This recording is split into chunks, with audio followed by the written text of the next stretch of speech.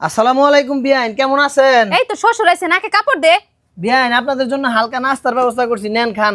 আরে খাইস না, এখনো তো তোর এনে বিয়ে ঠিক হইলো না, খাইস না বয়। আরে খাই খাই বিয়াইন, জামাই খাই, আপনিও খান।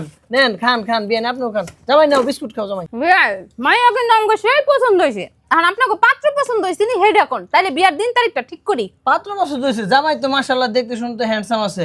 আপনি খালি বিয়ার ডেট দিয়ে আলান বিয়াইন, মাশাআল্লাহ। ও, আচ্ছা শুনেন, বিয়ের ডেট তো মন চাইলে যে মন চাই সেই সুবিধা দেওয়া যাবো। আর আমার কিছু কথা আছে, একটু কথা বলেন, বলে বলেন। মন দেয়া শুনেন। বলেন বিয়াইন, আপনি যত কথা আছে বলেন, বিয়ার আগে কথা বলে নেওয়া ভালো। আসলে বিয়ে আমরা তো কোনো যৌতুক মতুক চাই না, আমরা ভালো বাড়ির ভালো বংশের লোক। জি জি। হ্যাঁ, তারপরে আপনার মেয়েটা বিয়া দিবেন, আপনার যদি কোনো কিছু দিতে মন চায়, এই ধরেন কানেরটা, গলাটা, হাতেরটা, আপনি খুশি হয়ে দিলে বিয়ে আমার কোনো সমস্যা নাই। আমরা কিন্তু আসলে বিয়ে কোনো যৌতুক মতুক চাই না, বুঝছেন?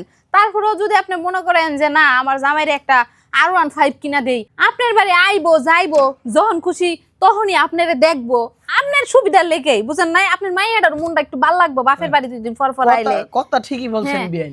এরপরও যদি মনে করেন যে আমার মাইয়াটা গরমে অনেক কষ্ট করব, একটা আপনি এসি দিতে পারেন সরু দেখা, তাতে আমার কোনো আফসোস নাই ভাই।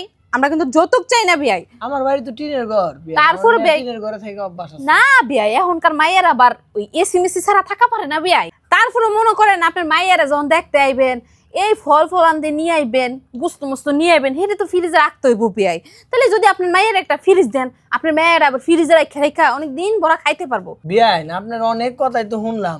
এই মনে করেন আমি চাষা বসা মানুষ, গরিব মানুষ, আমি এত জিনিস আপনার আহারে বিয়াই, আপনি তো আমার কথাই শেষ করতে দিলেন না বিয়াই। বিয়াই একটা কথা, আমরা কিন্তু যৌতুক মতক চাই না, আমরা ভালো বংশের ভালো বাড়ির মানুষ।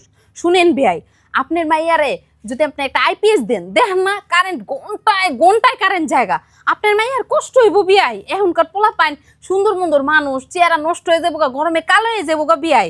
একটা মন চাইলে একটা আইপিএস দিবেন। আমার কথাটা শুনেন, আমার কাছে এত টাকা পয়সা নাই বিয়াইন।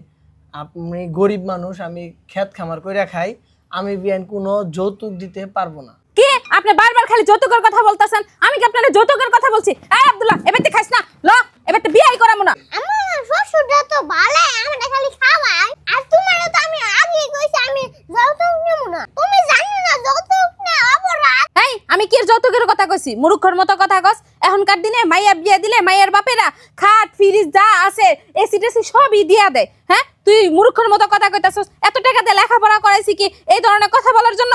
মেয়ের বাপেরা খুশি হয়ে এত কিছু দেয় না, এগুলা দিতে অনেক কষ্ট লাগে। খুদাই মেয়ের বাপেরা সাথ দিও না, আমি এই বাড়িতেই বিয়া করব।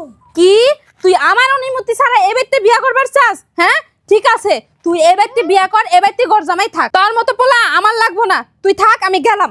উচিত কথা